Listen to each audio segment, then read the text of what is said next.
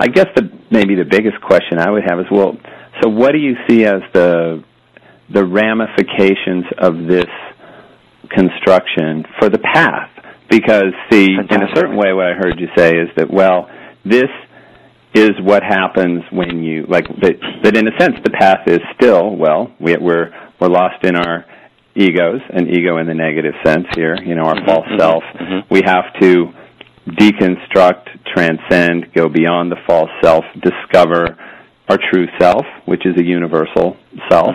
Exactly. And that when we really do that, what we find on the other side is, lo and behold, our uniqueness didn't go away. It's just our false ideas about our uniqueness went away. That's right. And now and the false contours still unique, but now I'm a unique expression of that which is universal, that which we all share. And what you find is that, well, actually everybody who starts to make that move in an authentic way still is showing up as unique, and actually more unique. And the reason I'm just going to say one more thing is that you show up more unique because in a certain way, when we're all just completely a conditioned creature, we think about the ordinary experience of human beings where we're largely just playing out these vast kind of collective patterns that have developed over eons, and our kind of primitive conditioning, our animal conditioning, and all of our sort of primitive human conditioning, and we're not that unique, really. I mean, we're just playing out all this sort of kind of mechanical patterns of conditioned response in a way, until we can break free from all that and break free from ego and come to a place where then maybe we actually have a chance of really being unique because we're a free person now. We kind of discover genuine free will. We're no longer just compelled. We have the freedom to choose wisely in an evolutionary way. So, right. Yeah. So let's look at that. Let's look at that in a couple of different ways, and it's such a so many important points. But let me just kind of focus on the core of what you say, which I think is so completely correct. Which is, we need to die to our egos. Just to kind of say it in one sentence, we need to die to our separate self. Right? To die to my separate self, to die to my ego, is to die to the self-identification as an isolated ego. If that doesn't happen, we can never walk into our enlightenment. Right? And that's a continual process. It's not a one-time event. Anyone who tells you it's a one-time event is lying. Right? It's a continual process that goes on in life all the time. There's a continual process, of ego death, of ego deconstruction, of dying to our small self in order to be reborn into our larger selves. Now, within that context, it's not just that uniqueness just happens to still be there on the other side, right? I would say it, a little differently just to frame it. Okay, let me give you a frame for a second. Maybe it'll be a helpful frame. I was reading a book the other day by a mutual acquaintance of ours who was commenting on the Course of Miracles. Right? It's a beautiful book, and it says, in the Course you realize that you are not special because being separate, is being special. And when you realize you're not separate, you realize you're not special. Special is opposite to peace, etc. And it's a major theme in the Course of Miracles. Now, that theme by itself is enormously spiritually destructive to people for the following reason. People actually have an experience of being special. And that experience, actually as a pointing out instruction, is not merely ego. It's often conflated with ego, but it's actually a genuine experience of their true nature.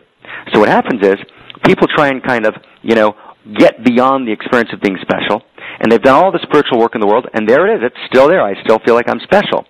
And the truth is, the reason you still feel like you're special, because you are. You are special. Now, there's two levels of consciousness, and this is where we need evolutionary theory, right? Old Enlightenment theory didn't understand levels of consciousness, so it didn't distinguish between being special on an egoic level. So I walk up to Craig and I say, "Hey, Craig, I'm special." And the I'm special is competitive. It's a pseudo-uniqueness, right? It's the inflated ego, right, grasping for its existence. That's one kind of specialness. The second kind of specialness is what naturally, as you say beautifully, emerges, right, post-ego death.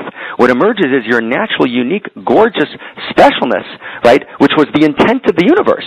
It's not just something that happens to show up on the other side. The actual intention of the intelligent universe, right, the Eros intelligence guiding, right, the universe, which guides and unfolds the evolutionary process, which initiates the energy of the cosmos, which moves from nothing to something, actually addresses and expresses itself and loves you so much, and itself so much, that it expresses itself uniquely as you. And there's something that Craig Hamilton can do in the world that no matter how hard Marc Gafni tries, whatever he does, he can turn somersaults.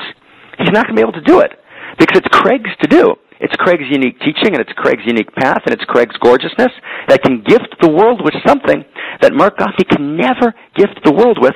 And as long as I'm trying to give the world Craig's gift, I'm dead. Right? I'm dead because I'm living in a story not my own. And what's born from that is jealousy. And what's born from that is the horrible rot of malice. Right? What's born for that, is all the things that kind of destroy the personality and create, right, the violence and destruction in the world. The opposite of that malice, right, is love. And what is love? Let's talk about its implications. Love is a unique self-perception. Love is not, at its core, it's not an emotion. Love is a unique self-perception in relation to other. I mean, love is not an emotion, it's a realization of the true nature of things. So when I look at Craig and I realize Craig's true nature, which is his true self, his participation in the divine, and the unique, gorgeous expression, right, of that true self as his unique self, right, I fall in love with him. And again, when I say fall in love, I don't mean romantically. What the Kabbalists all say is that our love lists are too short. We limit falling in love to romantic falling in love, but actually, we want to fall in love with everybody. Falling in love not in a romantic sense, falling in love with, meaning seeing the unique, beautiful, unique expression of gorgeousness, and that's every person, and that my heart opens to them in love, and staying open to a person in love, instead of closing in malice, right, is by seeing a person's unique self and giving them, right, the dignity of their story and rejoicing in the dignity of their story and not needing to parasite off the story.